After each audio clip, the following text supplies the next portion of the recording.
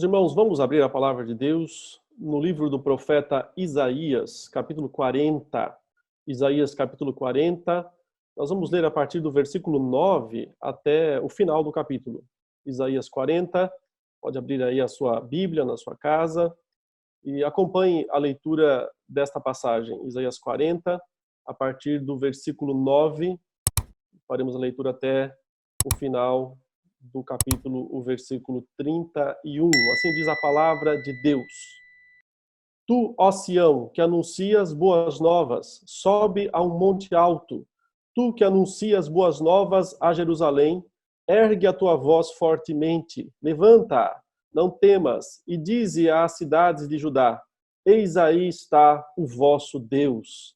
Eis que o Senhor Deus virá com poder, e o seu braço dominará. Eis que o seu galardão está com ele, e diante dele a sua recompensa. Como pastor, apacentará o seu rebanho. Entre os seus braços, recolherá os cordeirinhos e os levará no seio. As que amamentam, ele guiará mansamente. Quem na concha de sua mão mediu as águas e tomou a medida dos céus a palmos? Quem recolheu na terça parte de um efá o pó da terra e pesou os montes em romana e os outeiros em balança de precisão? Quem guiou o Espírito do Senhor? Ou como seu conselheiro o ensinou? Com quem tomou ele conselho para que lhe desse compreensão? Quem o instruiu na vereda do juízo e lhe ensinou sabedoria e lhe mostrou o caminho do entendimento? Eis que as nações são consideradas por ele como um pingo que cai de um balde e como um grão de pó na balança. As ilhas são como pó fino que se levanta. Nem todo o Líbano basta para queimar, nem os seus animais para um holocausto. Todas as nações são perante ele como coisa que não é nada. Ele as considera menos do que nada, como um vácuo. Com quem comparareis a Deus? Ou que coisa semelhante confrontareis com ele? O artífice funde a imagem, e o ourives a cobre de ouro, e cadeias de prata forja para ela. O sacerdote idólatra escolhe madeira que não se corrompe e busca um artífice perito para assentar uma imagem esculpida que não oscile. Acaso não sabeis? Porventura não ouvis? Não vos tem sido anunciado desde o princípio? Ou não atentastes para os fundamentos da terra? Ele é o que está assentado sobre a redondeza da terra, cujos moradores são como gafanhotos. É ele quem estende os céus como cortina e os desenrola como tenda para neles habitar.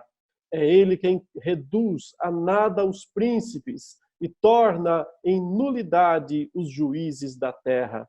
Mal foram plantados e semeados, mal se arraigou na terra o seu tronco, já se secam, quando um sopro passa por eles e uma tempestade os leva como palha.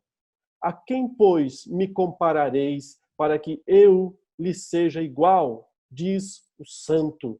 Levantai ao alto os olhos e vede. Quem criou estas coisas? Aquele que faz sair o seu exército de estrelas, todas bem contadas, as quais ele chama pelo nome, por ser ele grande em força e forte em poder, nem uma só venha faltar. Por quê? Pois dizes, ó Jacó, e falas, ó Israel, o meu caminho está encoberto ao Senhor, e o meu direito passa despercebido ao meu Deus? Não sabes? Não ouviste que o eterno Deus, o Senhor, o Criador dos fins da terra, nem se cansa, nem se fatiga? Não se pode esquadrinhar o seu entendimento. Faz forte ao cansado e multiplica as forças ao que não tem nenhum vigor. Os jovens se cansam e se fatigam, e os moços de exaustos caem. Mas os que esperam no Senhor renovam as suas forças, sobem com asas como águias, correm e não se cansam, caminham e não se fatigam. Até aí, meus irmãos, a leitura da palavra de Deus. São tempos únicos, eu diria, esses que nós estamos vivendo. Nós nunca vimos nada parecido com isso. Algo que atinge o mundo todo. nesses tempos em que nós temos a maioria dos canais de TV abertos, né, porque as emissoras, as operadoras de televisão liberaram todos os canais para a maioria dos assinantes, nós podemos ver canais de tudo que é parte do mundo, né? E é interessante que em todos eles, as pessoas, os jornalistas, os programas principais só falam sobre essa pandemia, esse coronavírus. Ora, será que nós estamos no início do fim, né? No início do fim dos tempos? A resposta é, meus irmãos, é possível. Sim, sempre é possível, porque a qualquer momento o Senhor Jesus pode retornar e pode fazer aquilo, cumprir todas as suas promessas feitas. Isso não devia nos assustar. Isso, ao contrário, deveria nos animar no Senhor. Porque não é isso que nós esperamos? Não é poder ver o Senhor retornar glorioso? Se esse é um dos sinais, um dos grandes sinais, ou talvez um dos sinais iniciais de que a volta do nosso Senhor está próxima, nós devemos apenas nos alegrar nisso e esperar que seja logo e dizer, sim, Maranata, né? Venha, Senhor Jesus.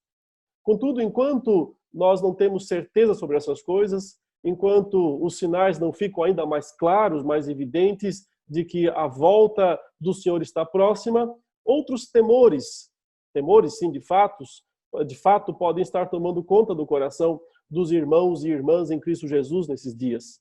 Eu penso que há dois temores principais, né, que nós todos enfrentamos nesses momentos. O primeiro deles, é claro, é o de ser contaminado, é o de pegar essa doença, esse vírus, e não só por nós mesmos, né, porque muitos de nós talvez acreditem que não sofrerão grandes efeitos, mas possivelmente então transmitir a doença para outras pessoas que de fato estão no grupo de risco e que podem sim ser afetados mais seriamente por essa enfermidade. Então há esse medo, esse temor, é por isso que as pessoas estão fechadas, estão em casa, não estão saindo nas ruas, estão evitando todo o contato social, porque existe o temor, evidentemente, de ser contaminado, de pegar essa doença. Um outro temor secundário, decorrente desse, talvez, em grande medida, claro, é o temor econômico. O que vai acontecer depois? Será que as empresas vão fechar? Será que os empregos vão acabar? Será que a confusão social vai se estabelecer? Será que a violência vai aumentar? Será que todo o nosso sistema, nosso estilo de vida, de alguma maneira, vai mudar a partir disso? E nós não temos respostas para essas perguntas. E é por isso que, de fato, o medo, muitas vezes, a ansiedade, né, toma conta do coração dos nossos irmãos. Mas é nessas horas também que nós temos que buscar no Senhor o fortalecimento, né, a força do Senhor, porque os crentes precisam permanecer firmes, fortes, mesmo em meio a essas situações de angústia, de incerteza, de temor. Precisamos, como diz a palavra, nos fortalecermos do Senhor e na força do seu poder. Essa passagem que nós lemos nos diz que é o Senhor quem nos fortalece. Veja que o final do texto diz: os que esperam no Senhor renovam as suas forças, sobem com asas como águia, correm e não se cansam, caminham e não se fatigam. Deus pode renovar as nossas forças, nos dar força espiritual, força física, força emocional, para que nós possamos atravessar esse momento até que se defina melhor aquilo que deve acontecer. Queridos, eu quero falar então nesta manhã, com base nesse texto de Isaías 40, versos 9 a 31, que os crentes se fortalecem no sofrimento. Nos momentos de sofrimento, eles encontram força no Senhor.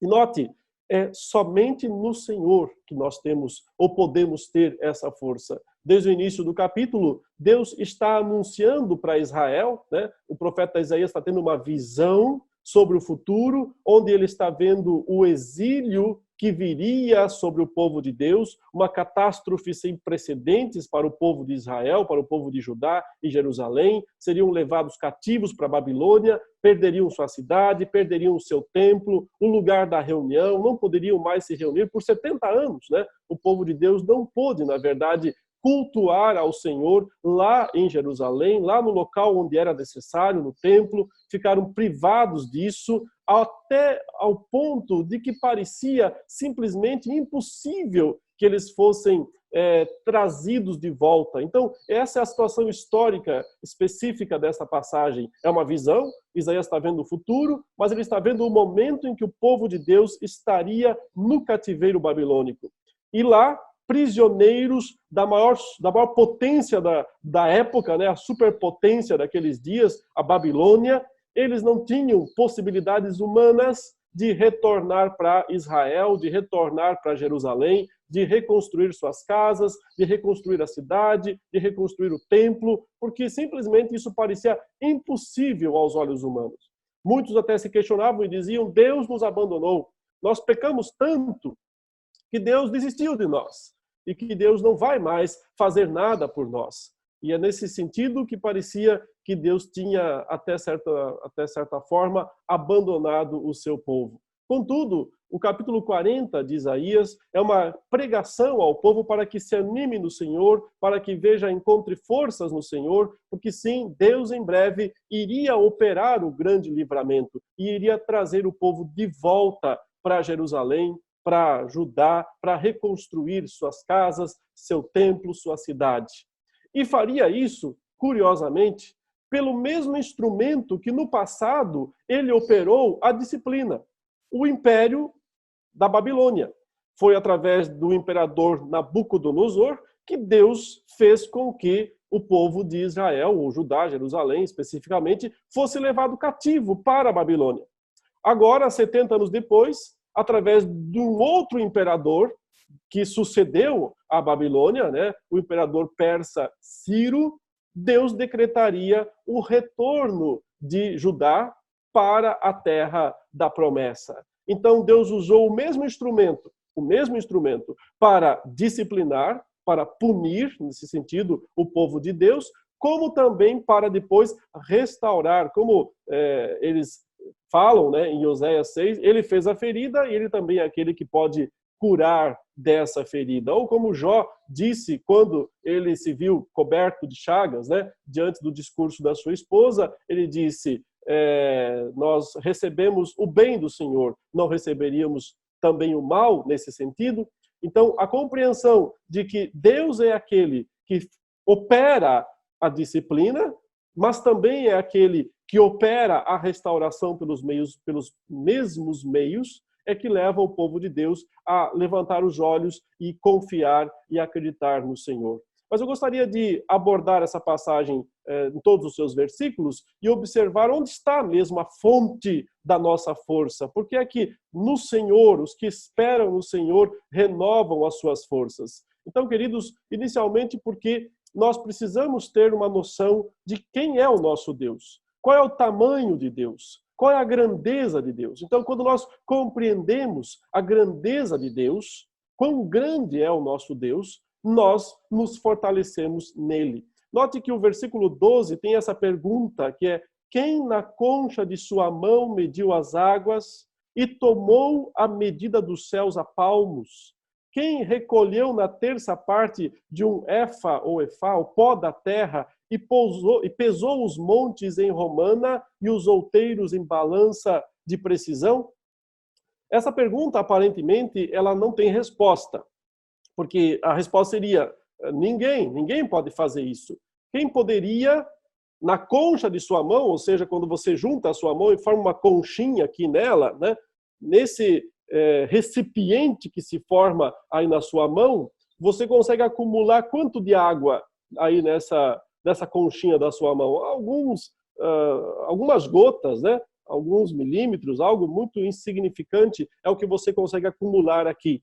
A pergunta é: existe alguém grande o bastante? O seu tamanho é tão imenso que se ele fizer assim com a sua conchinha, né, na sua mão, ele consegue acumular nessa conchinha as águas, ou seja, os oceanos, os rios, a água da chuva, toda a água que existe nesse mundo, alguém consegue acumular na conchinha? Então, se existisse alguém assim, se você pudesse visualizar alguém desse tamanho, então você teria como, minimamente falando, entender o tamanho de Deus. Mas como isso é impossível, então entenda que Deus é muito maior do que isso, né? Porque mesmo Deus, essa comparação do tamanho de alguém, uma pessoa tão grande, alguém tão enorme, que ele possa acumular algumas gotas de água na sua conchinha e isso ser o total das águas deste mundo, mesmo essa figura, mesmo essa descrição, não alcança o tamanho de Deus, porque ele é maior do que isso, né? Veja, quem tomou a medida dos céus a palmos.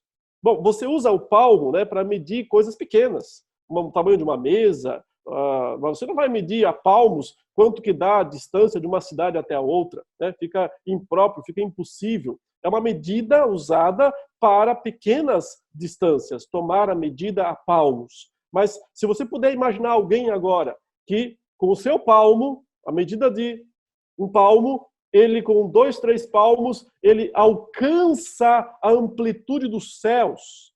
Quer dizer, qual é o tamanho dos céus? É impossível, nós não conseguimos nem imaginar o tamanho dos céus. Nós temos que imaginar alguém que é tão maior do que os céus, que com alguns palmos ele consegue medir a totalidade dos céus. Existe alguém assim? Não existe alguém assim. Mesmo que existisse, essa pessoa, esse tamanho, ainda não seria o tamanho de Deus. Então, Deus é incomparável. O tamanho dele é absurdo. É simplesmente impossível para nós estabelecermos um padrão de medida, de comparação. Mas dessa maneira, nós conseguimos perceber quão grande Deus é. Ou melhor, que ele sempre é maior do que tudo que nós podemos imaginar. O profeta continua: quem recolheu na terça parte de um efá o pó da terra e pesou os montes em romana e os outeiros em balança de precisão. Aqui ele usa medidas também de armazenamento de produtos, que é uma medida bem pequena, né? Algumas gramas, né? Algumas centenas de gramas para medir farinha, ou então, quando ele fala aqui de romana, né, a balança romana ou a balança de precisão, a ideia é aquela balancinha pequenininha que consegue medir ou pesar, né, os grãozinhos do ouro, né, porque o ouro é muito precioso, muito valioso, então você precisa saber o peso até de uma grama de ouro vale. Uma grama de qualquer outra coisa não vale nada, mas uma grama de ouro vale muito. Então você precisa de uma balança que consiga pesar até uma graminha, porque não faz diferença, né, no preço, no valor. A comparação aqui seria de alguém que usando essa balancinha pequenininha, que só consegue e só pesa mesmo pouquíssimas gramas, mas com ela ele pesa os montes, ele pesa os outeiros, todo o pó da terra, toda a terra nisso daí. É uma comparação absurda mesmo, porque a ideia que o profeta quer transmitir para nós é que o nosso Deus é incomparável, que ele é imenso, o tamanho de Deus. Por isso, meus irmãos, nós encontramos forças em Deus quando nós entendemos o tamanho de Deus. Na verdade, entendemos que não podemos entender. Entendemos que ele é incompreensível aos nossos olhos, às nossas medidas, incomparável. Então, nós ficamos com a certeza absoluta de que o nosso Deus é muito grande, ele é imenso, ele é incomparável. Mas na sequência, ele diz, no verso 13 e 14, quem guiou o Espírito do Senhor, ou como seu conselheiro o ensinou? Com quem tomou ele conselho para que lhe desse compreensão? Quem o instruiu na vereda do juízo e lhe ensinou sabedoria e lhe mostrou o caminho de entendimento? Aqui o profeta passa a mostrar a grandeza do conhecimento de Deus, a grandeza da sua sabedoria. Por um lado, ele falou que o tamanho dele é incomparável, nós não temos como comparar nada, aproximar nada dele. Por outro lado, agora ele fala da sua sabedoria, do seu conhecimento, ou seja, dos seus propósitos. Deus tem propósitos que nós nunca conheceremos, que nós nunca entenderemos. Nós não temos como responder, portanto, em última instância, o porquê em última instância, ou imediata, instância imediata que seja, porque ele permite que essas catástrofes, que essas tragédias aconteçam. A gente sabe, em última instância, para a sua glória, para que fique claro a sua majestade, a sua soberania, temos que nos contentar com essas respostas. Ou seja, ninguém guiou o Espírito de Deus. Ninguém foi o seu conselheiro. Ninguém explicou coisas para Deus. Ninguém pode instruir Deus para qualquer coisa. Então, a ideia que está aqui é que Deus, e somente Ele, sabe as razões pelas quais Ele faz o que faz. Somente Deus conhece o passado, o presente, o futuro. Somente Deus entende plenamente o seu plano, o seu propósito para cada coisa. Não cabe ao ser humano querer entender esses mistérios de Deus. Cabe ao ser humano reconhecer que ele é Deus e que ele é sábio. É claro que os pecadores, os homens pecadores, reagem a isso, porque eles querem satisfações de Deus. Assim como nós queremos satisfação das autoridades, né? Por que estão fazendo isso? Por que estão fazendo aquilo? Por que não fala isso? Por que não fala aquilo? Nós queremos muitas vezes, as pessoas querem atribuir isso a Deus também, querem que Deus dê explicações, querem que Deus dê satisfações, querem saber se Deus está fazendo a coisa certa, se Ele está tomando as atitudes corretas. Não tem essa comparação. Não existe isso. Porque nós somos criaturas e Ele é o Criador. Ele não precisa dos nossos conselhos. Ele não precisa das nossas instruções. Não, no relacionamento com Deus, essas perguntas, meus irmãos, não existem.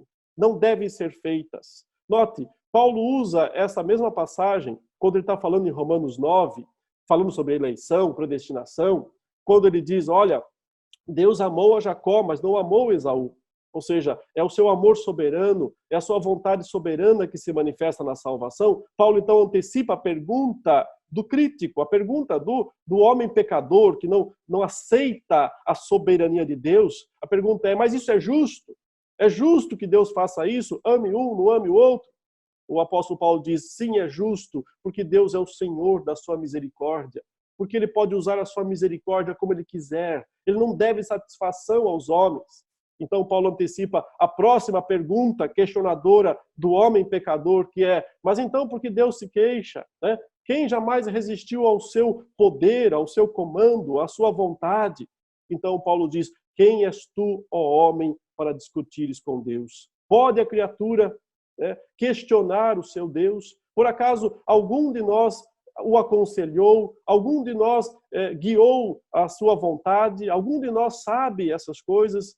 Paulo conclui toda essa discussão no capítulo 11 dizendo, porque dele, por meio dele e para ele são todas as coisas. A ele, pois, a glória eternamente. Amém. Cabe ao crente, irmão, cabe ao crente reconhecer a sabedoria de Deus, o conhecimento de Deus e glorificar a Deus por isso, por saber que existe alguém suficientemente sábio no comando de todas as coisas, que não precisa das nossas opiniões. Nós não precisamos ir às redes sociais para questionar as atitudes do nosso governante aqui. Esse governante aqui, Deus, não é questionável. Ele é inquestionável.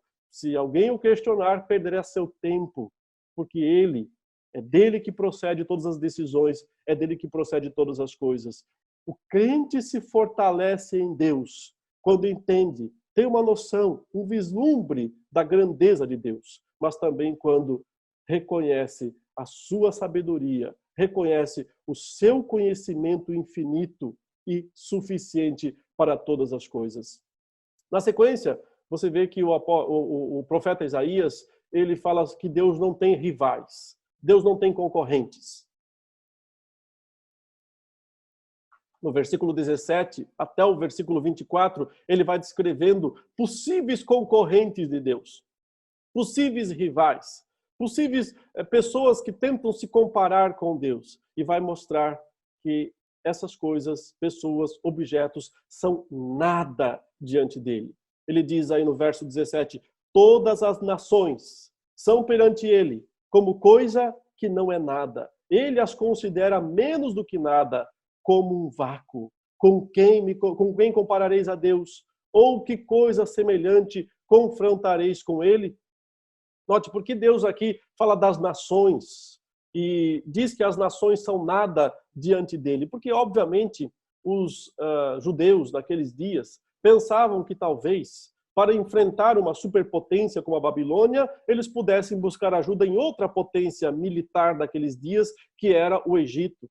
Ou talvez fazer outras alianças, entrar na guerra, vencer a batalha com forças humanas. Deus diz, todas as nações são nada. O profeta fala perante ele como coisa que não é nada. Ele as considera menos do que nada, como um vácuo. Né? Um pouquinho antes ele disse, elas são como um pingo que cai de um balde. Ele diz, elas são como um pó fino que se levanta. Ou seja, essas expressões, essas comparações das coisas mais mínimas, das coisas mais insignificantes que existem. Perante Deus, as superpotências daquela época, né? Babilônia, Egito, a Síria, que estava em ascensão quando Isaías estava tendo essa visão, né? São nada, são um pingo que cai de um balde, são como um pozinho que se levanta. Ele usa a comparação dizendo, olha, todos os cedros do Líbano não servem para fazer uma fogueira para Deus. Todos os seus animais não servem para um holocausto, para um único sacrifício diante dele. Da mesma maneira, as nações de hoje, né, as superpotências atuais, de onde veio esse vírus, né, China, Estados Unidos, Rússia, a União Europeia, as potências atuais, elas não são socorro para ninguém, porque elas são apenas um pingo que cai de um balde diante de Deus. Então, não há ajuda, não há socorro nestas coisas. Na sequência, o verso 19 diz, o artífice funde a imagem. Agora está falando de idolatria, está falando dos ídolos humanos. E ele está descrevendo isso de uma forma bem pejorativa, né? Irônica até certo ponto. Ele diz, o artífice funde a imagem, o ourives a cobre de ouro e cadeias de prata forja para ela.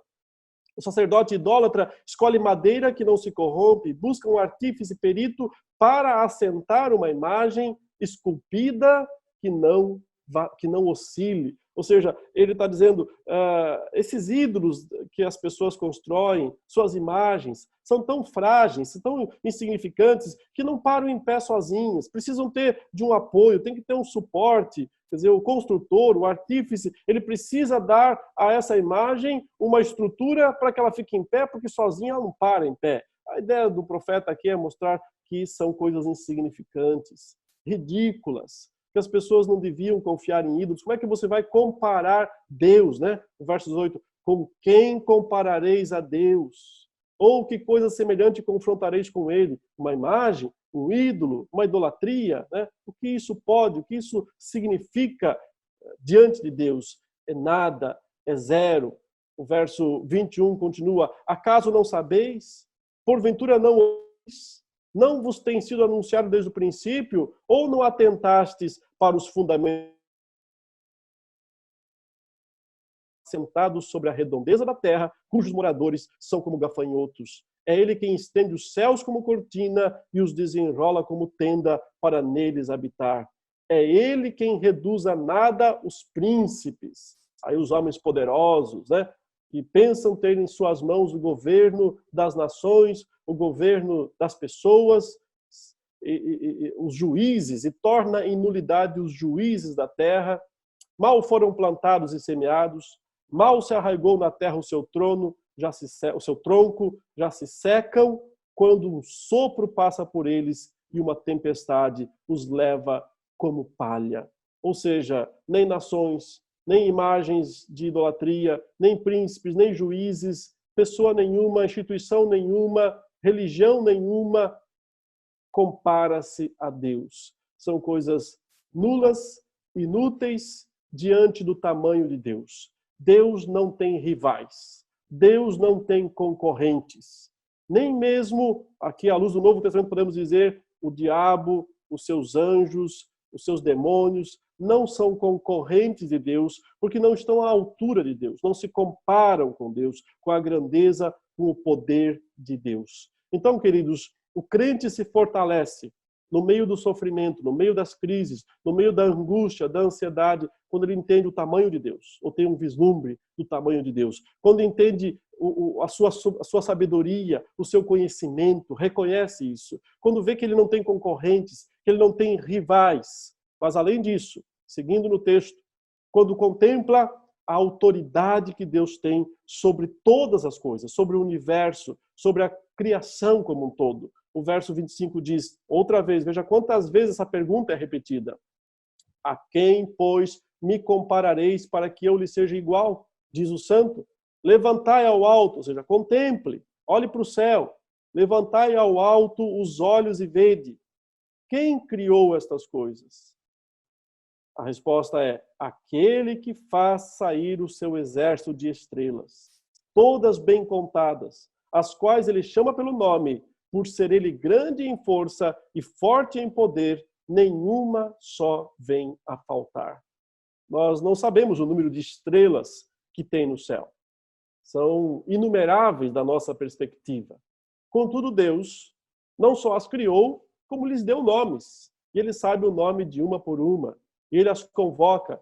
Claro, há uma grande dose de poesia aqui nessa profecia de Isaías, nessa passagem de Isaías, mas o que quer mostrar para nós é que Deus tem um controle absoluto sobre todas as coisas. Sobre as coisas gigantes, como as estrelas, sobre as coisas pequeninas e insignificantes. Lembremos que o Senhor Jesus disse aos seus discípulos, quanto a vós outros, até os cabelos todos da cabeça estão contados. Não cai um pardal em terra sem o consentimento do vosso Pai Celeste.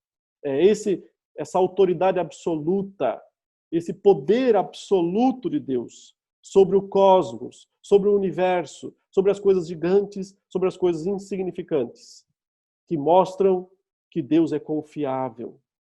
Deus é confiável por causa do seu tamanho, por causa da sua sabedoria, porque ele não tem rivais e porque ele controla com total e absoluto controle todas as coisas. Gigantes, como as estrelas, as quais ele sabe o nome de cada uma, faz com que cada estrela no firmamento esteja no lugar certo, na hora certa, cumprindo o seu papel exato, o papel que ele mesmo determinou.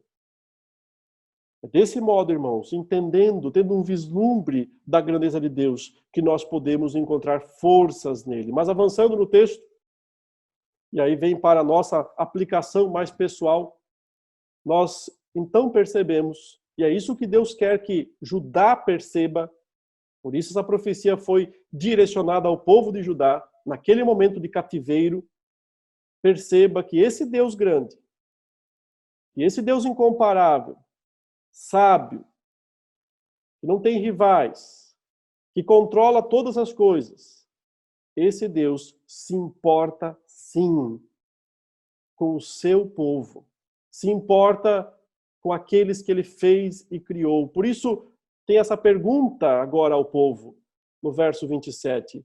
Por que, pois, dizes, ó Jacó, e falas, ó Israel, o meu caminho está encoberto ao Senhor, e o meu direito passa despercebido ao meu Deus?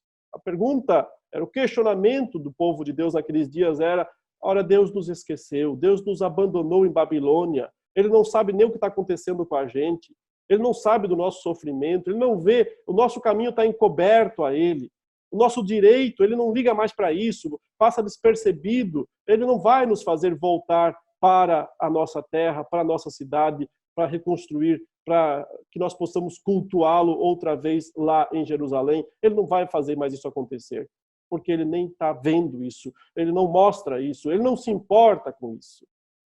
E aí o profeta diz, por que você fala essa bobagem tão grande? Por que passa pelo seu coração essa bobagem? Não sabes, não ouviste que o eterno Deus, o Senhor, o Criador dos fins da terra, nem se cansa, nem se fatiga, não se pode esquadrinhar o seu entendimento, faz forte ao cansado e multiplica as forças ao que não tem nenhum vigor. Deus é aquele que está presente com o seu povo. Nada do que acontece conosco passa despercebido aos seus olhos. No passado, quando o povo de Israel esteve lá no Egito, e passou 400 anos de escravidão, ou parte desse tempo, pelo menos, de escravidão no Egito, Deus finalmente veio, e quando ele fala a Moisés, ele diz: eu desci para ver o que se passa com o meu povo no Egito, e desci a fim de livrá-los. Deus é aquele que desce, é aquele que age para reverter a situação do seu povo. Da mesma maneira, depois dos 70 anos do exílio do cativeiro babilônico, Deus vem outra vez para libertar o seu povo e levar o seu povo de volta à terra da promessa. Deus se importa. Às vezes, ele até demora, ou parece que demora, mas ele se importa e vem. Na quarta vigília da noite, nós sempre lemos, o Senhor Jesus foi andando sobre as águas para salvar o seu povo no meio do temporal. Ele podia ter ido na primeira vigília. Parece que ele demorou, mas ele veio. Da mesma maneira, somente 4 dias depois que Lázaro estava morto, o Senhor ele recebeu a notícia já no começo, mas levou ainda 4 dias para vir. O Senhor vem no tempo dele. Aliás, se você observar o Antigo Testamento, pareceu que demorou muito para que o Messias viesse. Milhares de anos se passaram, desde a primeira promessa, até que o Messias veio. E veio para salvar o seu povo dos seus pecados, porque Deus se importa com o seu povo.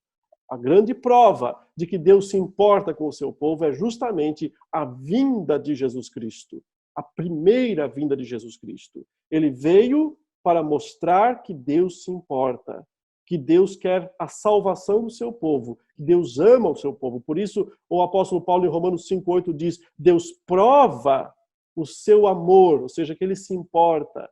Deus prova o seu amor para conosco, pelo fato de ter Cristo Jesus morrido por nós, sendo nós pecadores, ainda pecadores.